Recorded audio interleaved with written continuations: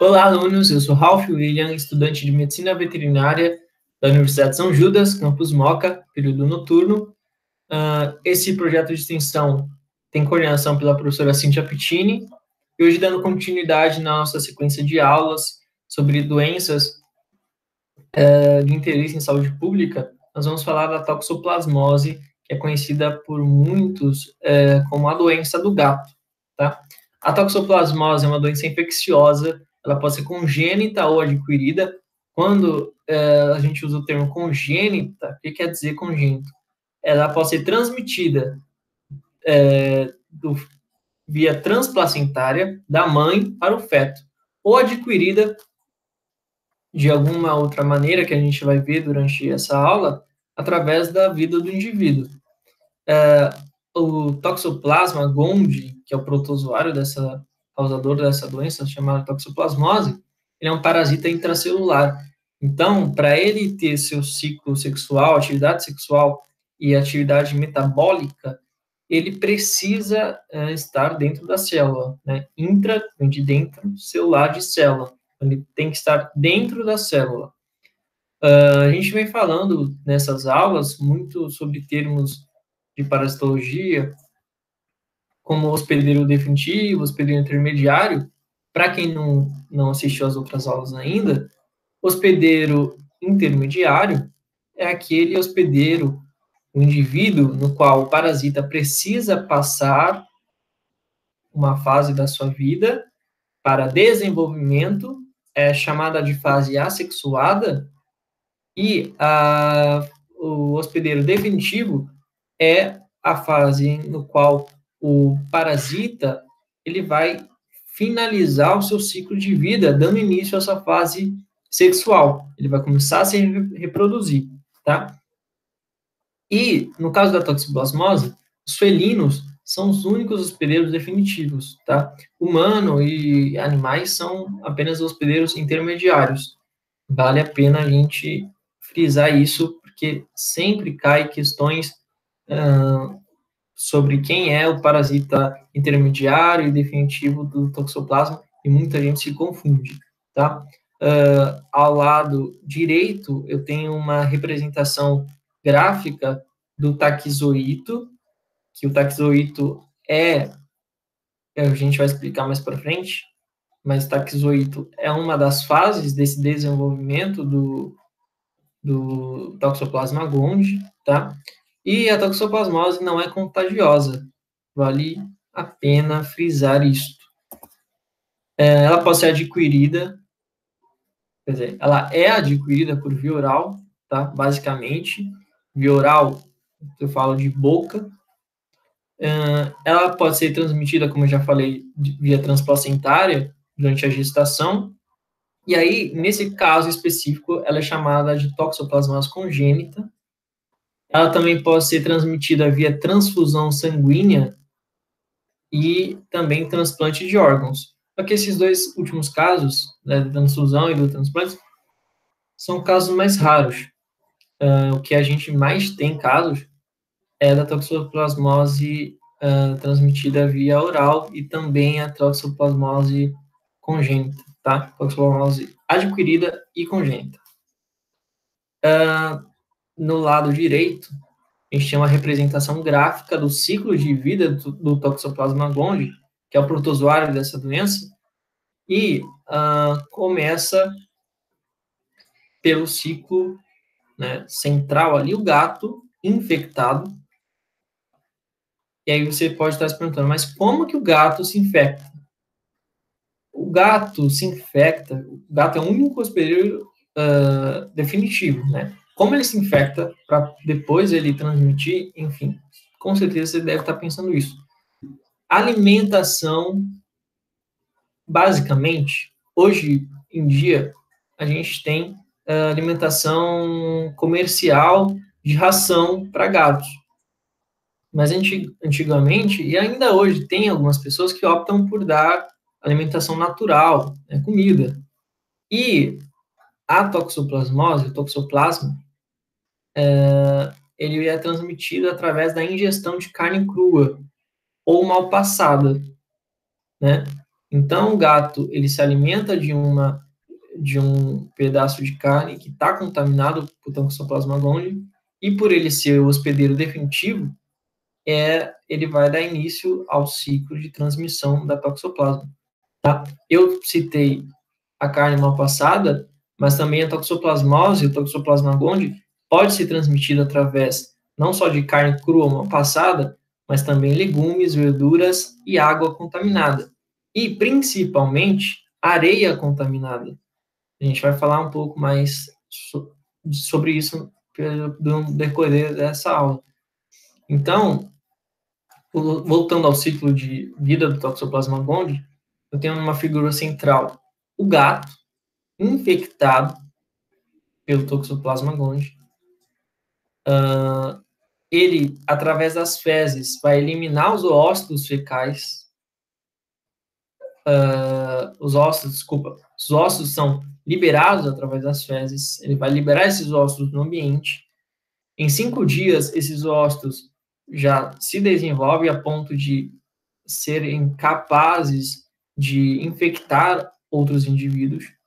Então, o gato comeu uma carne crua ou mal passada, foi dar uma voltinha na rua, defecou na areia do parquinho, e daí a gente tem uma série de vias de transmissão. Né? Eu vou usar algumas como exemplo. Outros animais podem ingerir essas fezes, né? Cachorro, próprio gato, pombo, rato. Animais de sítio, geralmente, são animais que vivem soltos, né? O gato e cachorro não é como na cidade que eles ficam num apartamento telado, são animais que vivem soltos. Então, geralmente, eles defecam no curral, defecam na pastagem, e outros animais, ao se alimentarem, podem ingerir esse ósito. A partir desse momento que ele ingeriu esse ósito, ele está sendo contaminado e pode transmitir a toxoplasmose, né? Então, vou usar o exemplo do porco. O gato da fazenda ingeriu uma carne mal passada, contaminada, infectada pelo Toxoplasma gondii. O gato comeu, defecou no curral onde o porco se alimenta. O porco infectado. Depois de 5 dias, o ósito ele já está apto para infectar. Então, o porco está contaminado. Ao ser ingerido o ósito, ele passa por uma fase de desenvolvimento.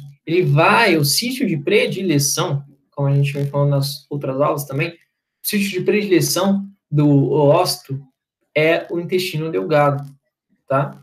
No intestino delgado, ele já tem um desenvolvimento e ele passa de ósito para taquizoito, tá? É um outro nome. Então, ele era ósito, uma bolinha, e vira aqui taquizoito, uma bolinha mais achatada. A partir do momento que ele vira taquizoito, ele se desenvolve e ele passa a ter capacidade de locomoção. Então, ele vai andando, vamos dizer assim, através do corpo do infectado, tá? E com essa movimentação do taquizoito, ele gera cistos teciduais. Isso vai desencadear os sintomas e sinais que eu vou falar mais para frente, tá? Então, retomando o ciclo. Gato comeu carne mal passada, defecou no curral, que contaminou o porco. Humano ingeriu a carne desse porco contaminado e se contaminou, tá? Um outro exemplo, trazendo mais para perto da gente, o gato fez suas necessidades na caixa de areia, dentro do apartamento. A mãe foi limpar, a mãe ou o pai, geralmente, né? Foram lá, limparam as fezes com a pazinha, mas não se atentaram na correria do dia a dia, não higienizaram as mãos após coletar as fezes da caixa de areia. e não higienizou a mão, entrou em contato da mão via oral, pela boca, pôs a mão na boca, se contaminou. Então, existem diversas formas de contaminação do Toxoplasma gondii, tanto por ingestão de carne crua e mal passada, como já falei, e trazendo mais para próximo da gente essa realidade da limpeza da caixa de areia dos gatos, tá? A gente vai falar disso mais para frente. E aí os sintomas da toxoplasmose. A toxoplasmose, como eu mostrei no slide anterior, ele se movimenta, né? O taxoito se movimenta. Então, ele gera diversos sintomas, porque depende muito de onde o taxoito foi, para onde ele, no órgão que ele está causando uma lesão, causando uma injúria. Mas os principais sintomas da toxoplasmose é dor de cabeça, dor de garganta, manchas pelo corpo, confusão mental, convulsão, encefalite, aumento de órgãos como fígado e baço, pneumonia, miocardite, que é a inflamação do miocárdio, aumento dos linfonodos, dificuldade para enxergar e poder evoluir para cegueira, né? Então, é uma doença muito importante, muito séria, né? Problema de audição e lesão na retina, que também tem a ver com a dificuldade para enxergar. Então, se a gente for olhar só por esses sintomas, tem diversos membros e órgãos e sistemas do corpo humano que pode ser afetado pelo Toxoplasma gondii. E aí, como eu faço o diagnóstico dessa doença? O diagnóstico é simples, né?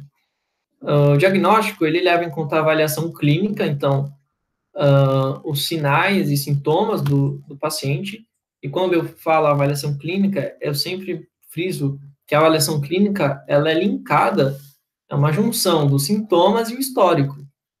Então, se você apresenta um desses sinais, e você tem um gato em casa que você limpa a caixa de areia dele todos os dias, e não higieniza as mãos após limpar, leva a uma suspeita, né?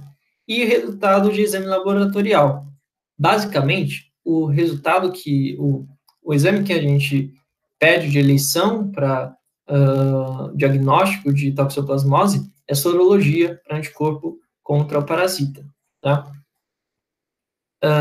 E pode ser realizada tomografia e ressonância também para ver se há lesão cerebral, porque, como eu disse, ele se movimenta, então ele pode ir para o coração, pulmão, olho e cérebro, tá? O tratamento. Lembrando que o tratamento da toxoplasmose, ela é garantido por lei pelo SUS gratuitamente, tá? Então, qualquer UBS, qualquer hospital público tem esse tratamento gratuito e tem esse teste de sorologia para toxoplasmose. O tratamento é dividido em dois grupos. Eu tenho um grupo assintomático, que é o indivíduo que está contaminado, realmente tem o cisto do parasita no corpo, mas ele não apresentou nenhum daqueles sintomas que a gente falou no slide anterior. Então, ele não precisa ser tratado, ele precisa ser observado, tá? Agora, grupo 2, pacientes que apresentam a sintomatologia, e quando eu digo que apresenta a sintomatologia, não precisa necessariamente apresentar todos os sintomas, pode ser um, dois, né? Ligado ao histórico, a gente tem uma suspeita. E aí o tratamento para esse grupo é realizado com pirimetamina, né, associada a antibiótico e ácido fólico, tá? Essa associação desses fármacos se mostraram úteis para o tratamento da toxoplasmose. E aí, prevenção. Acho que é muito importante quando a gente fala de doença, principalmente zoonoses, a prevenção é essencial, né? E ainda mais nesses tempos que estamos vivendo, prevenção, acho que é tudo. Educação e prevenção, conhecimento e prevenção juntos, são uma das maiores armas que a gente tem contra essas doenças. Então, eu citei algumas das principais, tá? Então, não ingerir carne crua mal passada, né? Tem gente que gosta muito de carne crua ou bem mal passada, né? Como você não sabe a procedência dessa carne, é muito recomendado que você não consuma mal passada ou muito menos crua, né? Apesar da gente hoje ter o CIF, que ele é o órgão que fiscaliza o abate e a procedência da carne que chega até a sua mesa, né? Pode ser que em algum momento você consuma uma carne que não passou pelo CIF por algum problema ético, né? Que eu digo. Então, é sempre bom saber a origem da sua carne e não comê-la crua ou mal passada. Eu falei também que o Toxoplasma gondii ele pode estar em legumes e frutas. Então, higienizar legumes e frutas quando chega no mercado é a primeira coisa que a gente tem que fazer. Higienização, tá? Higienizar legume, fruta, evitar contato de fezes com do felino. Então, a caixa de areia, abrindo parênteses, esse não é o tema da aula de hoje, mas o felino tem que ter, para cada felino, você precisa ter, no mínimo, 2 caixas de areia, tá?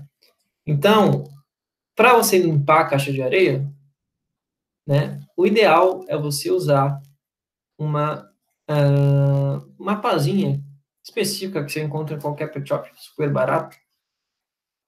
E após limpar, mesmo se você não teve contato com as fezes, higienizar a mão, lavar a mão com água e sabão, né? Vacinar e vermifugar os animais, isso é muito importante. Falando nesse ponto de vacinar e vermifugar, as saidinhas, né? Deixar o gato sair para a rua, isso não é bacana, porque além dele correr risco de sofrer acidentes, ele pode também ser um disseminador de doenças.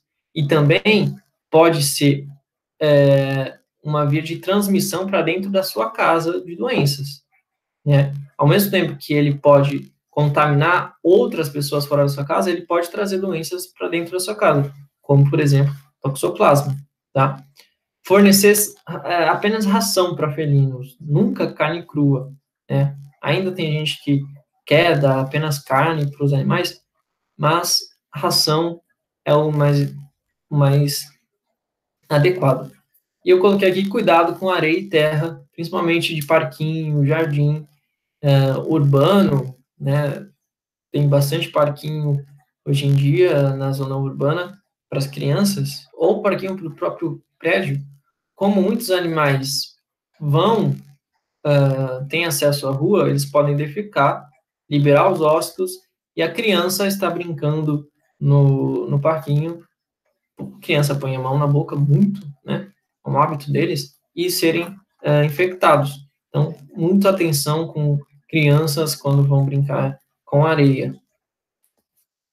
Eu deixei, como sempre, eu deixo para vocês, para quem quiser se aprofundar mais, conhecer um pouco mais sobre a toxoplasmose, deixei 2 artigos que são muito importantes e eles estudam a fundo esse tema da toxoplasmose. Nosso tempo é curto, então quem puder entrar em um desses artigos e ler um pouco mais, fará muito bem.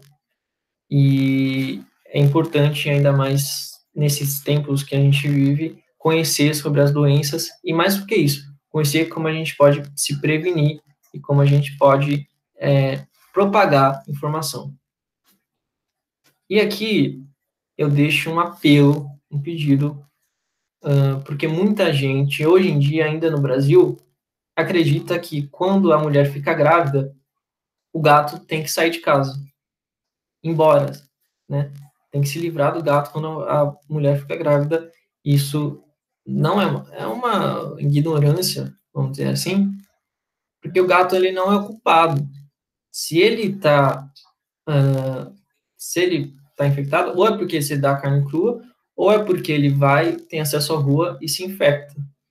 Mas mesmo se ele infectado, Se você tiver as medidas de sanidade, as medidas sanitárias de higienização das mãos, do legume, de tudo que você for consumir, não precisa abandonar o gato, né? O gato não é ocupado.